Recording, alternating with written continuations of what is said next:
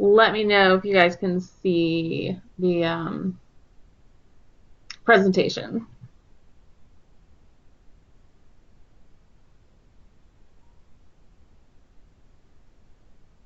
I can see it. Okay. Yep. All right, good.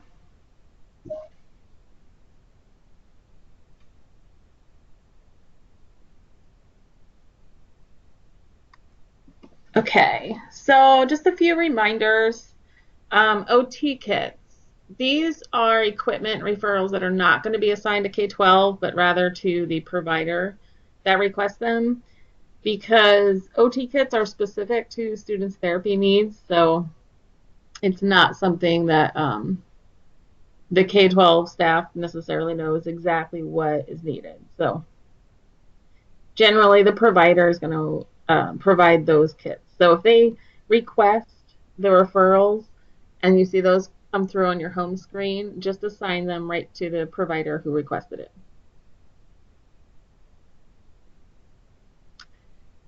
Um, this is a good time. This was in the newsletter too. I don't know if you guys had a chance to read that, but it's a good time to reach out to your special education teachers about ESY services.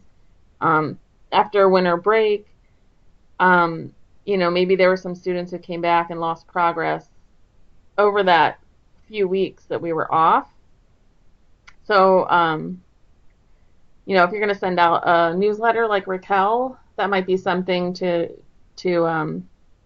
just consider reminding your SETs to think about, and then they can, start thinking about referrals for ESY over the summer.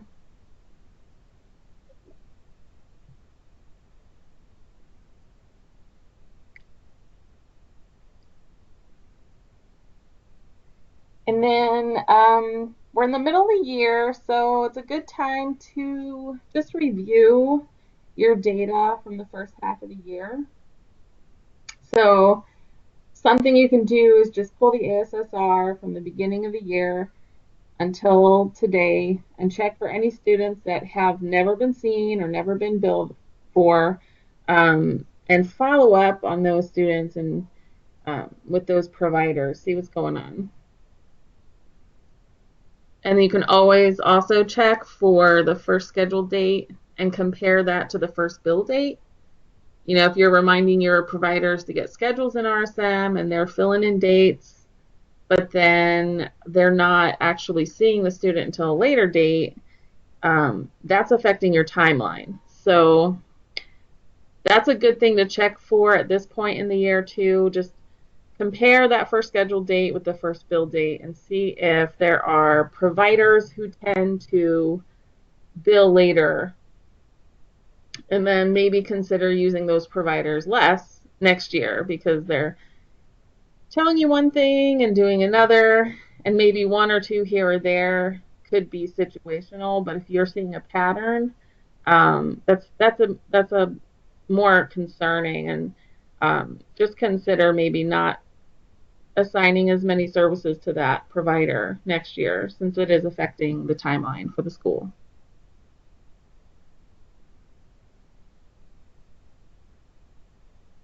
And then this week we're going to review conditional formatting. We talked about it briefly at the last training just to kind of piggyback on the macros that we reviewed. So here you can see an example of when you might want to use conditional formatting. It kind of can show a visual of timelines, or um, you could use it for your weekly teacher report or your no-show report to see kind of who are the biggest offenders versus who's doing okay. Um, and you can record these into macros if you wanted to. So for your weekly teacher report, you can have it automatically highlight non-compliant students, or missing providers or missing therapists. All right, let me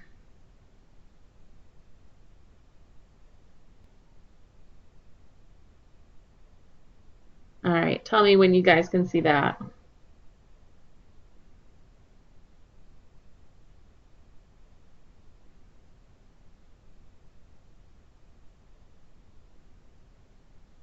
Yes. Okay. All right, so here, right here is your conditional formatting tool. I'm going to zoom in a little. So if you wanted to record this into your weekly teacher report macros and wanted to highlight, let's see, blanks under therapists,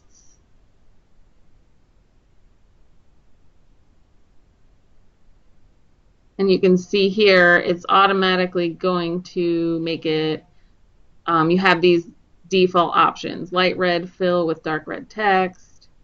Let's do yellow fill. Enter a value. I guess it won't let me do that. Caroline, do you know if it'll let me do that? Say that again. If it'll let me highlight anything that has no text? I think you would have to do something that wasn't, not text that contains, like a different option under conditional formatting. Okay. There might be a way, like in quotes, no text or something, but I'm not sure. This is not my forte, y'all. But so here's how you can do non-compliant.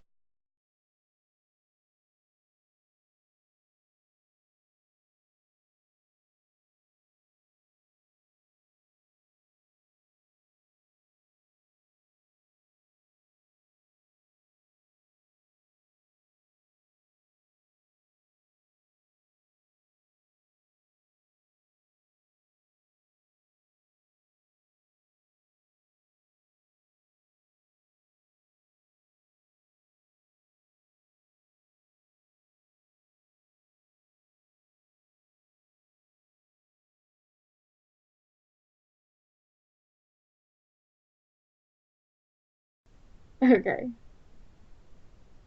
So if you guys did want to compare those two, your first scheduled date with your first bill direct service to see provider patterns, um,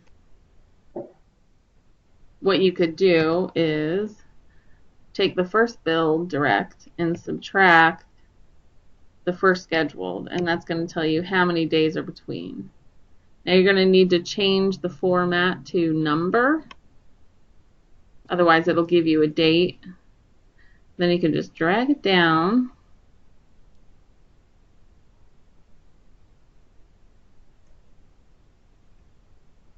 and whoops.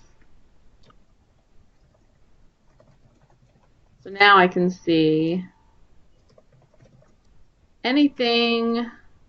I can see all my differences. So this first build direct service didn't take place until 35 days after the provider said it was going to be scheduled.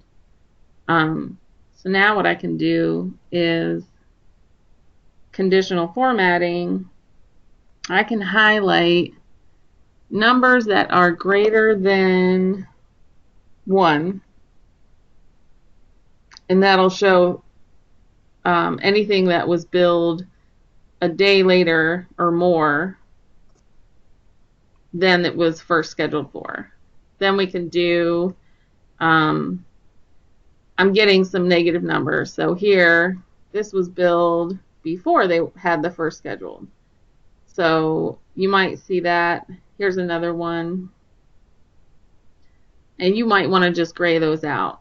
So anything less than 0, I'm going to go to custom format and highlight those in gray. So now, as I scroll through, I can easily, I can easily see those red numbers. I can sort by that color. Maybe I want um, I want to see anything between 1 and 10 days, and I want that in yellow.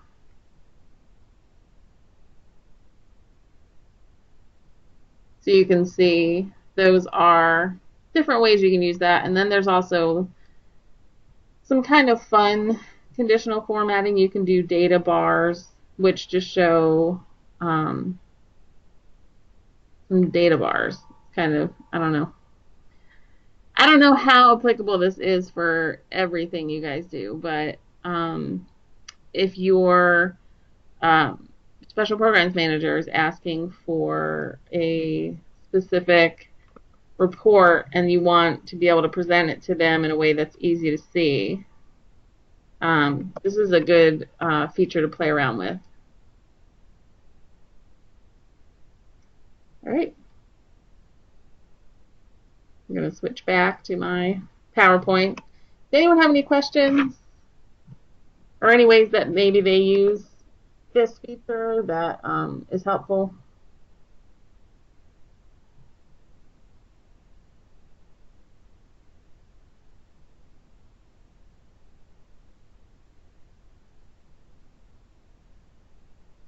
All right.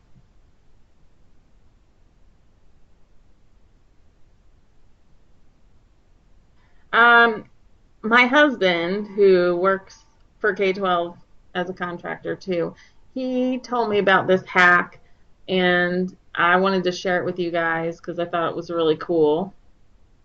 You can, when you have the expiring services screen pulled up, you can use Control F, the find feature.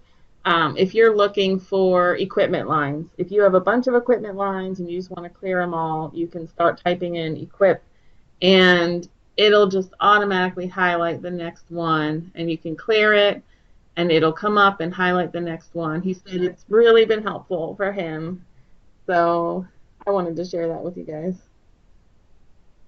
Yeah, pretty cool, huh? And just a few upcoming changes and um, some FYIs. Our credentials, the way we use them in RSM, is going to be changing, and that's something the national team is working on. You guys don't have to worry about updating anything. We're going to be tying credentials to individual services instead of to disciplines, and then having disciplines tied to individual services. So if you are noticing any issues as that change occurs, email us so we can stay on top of any kind of glitchy things that are occurring. And then electronic signatures. We're working on a way to be able to have electronic signatures go through RSM. So if therapists are uploading notes directly, they can electronically sign their therapy notes. Not all states require signatures on therapy notes, but that's something we're going to be adding into the manual this year. So if you know already that your state does or doesn't, that's great. And then when it comes around to manual time, we'll throw that piece in there. So it's really just to help our providers who are inputting notes directly in RSM so that they can stay compliant. Yes, Peter. You disappeared for a minute. Your voice went out for a little bit. Oh, sorry. Okay. And then we have this enrollment glitch happening where students are showing up as enrolled from 1970, but it should clear out. My guess is by tomorrow. And we also had a really fun glitch where pretty much all the students just disappeared. But that one's been taken care of. That was very exciting 20 minutes. Oh, gosh. And I was wouldn't trying be to. surprised to see, just as an FYI for later on today, usually when the developer is in the system like this and we're trying to update reports midday, Hmm. there's usually an issue with the expiring services screen too. So you may go from having 23 on there to 0, back to like 50, back to the 23 that you had originally. So just hang tight through today. I've seen that happen before when he's been in there, and it'll go down to 0 and I'll freak out, and then I'll log back in and all of a sudden it's back up to 23. So just as an FYI, if that pops up today, it's probably because he's in there trying to do reports in midday. Yeah, so just hang in there because I know I was freaking out. One minute it was totally normal, and then all of a sudden there was no students. There was actually one student in one school, which I thought was really bizarre, but I don't know. Who knows how these things work? But he did get it fixed. Um, the enrollment fee issue, I think you can go through them and check for documents. Is that what you mean, Lachey? But that should be fixed, I think, tomorrow when RSM syncs again tonight. It should be corrected.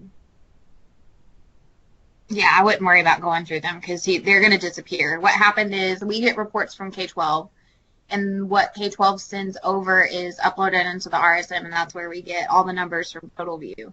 And they sent a report over where the enrollment date was 0.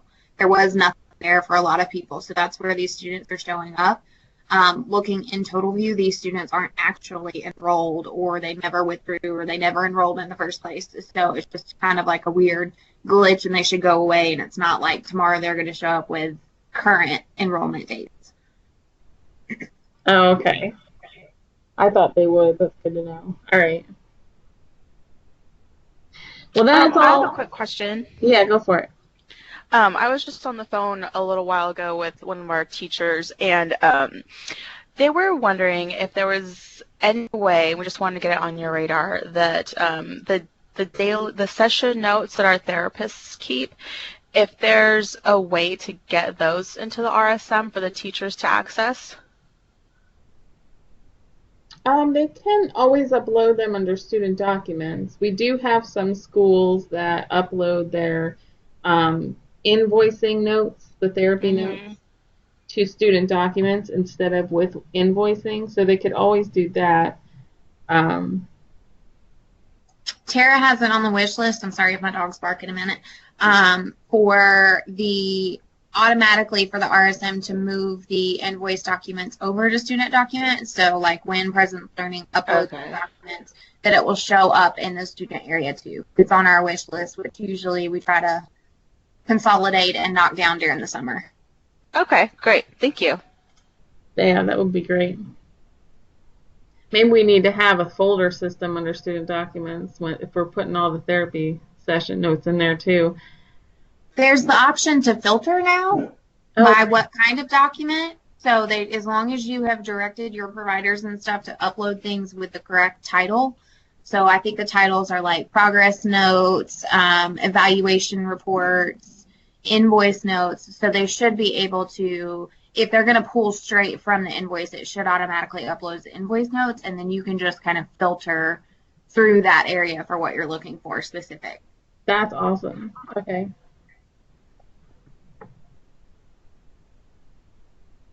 All right. Anyone else have questions or anything they wanted to bring up today?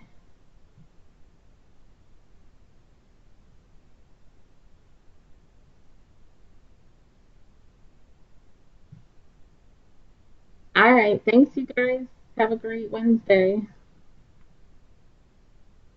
Thank you.